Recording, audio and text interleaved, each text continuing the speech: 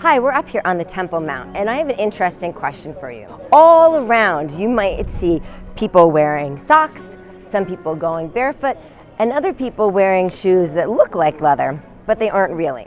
Why is it that Jews don't wear leather shoes or go barefoot on the Temple Mount? I'm sure Rabbi Levi's got a really good answer to that. Mitzvat Mora Mikdash requires that in order to show proper respect to the holiness of the site, one may not wear shoes on the Temple Mount. This rule is for Jews and non-Jews alike. The idea of removing shoes by a holy site is an age-old tradition. The Torah tells us that when Moses, appeared before the burning bush, God instructed him to remove his shoes as the ground he was standing on is holy.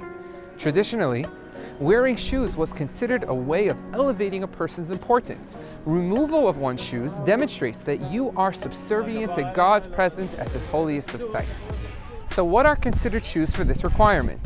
Most rabbis rule that since the Talmud equates the rules of shoes by Yom Kippur to the rules of shoes by Mitzvat Mora Mikdash, the requirements are the same as the requirements for Yom Kippur.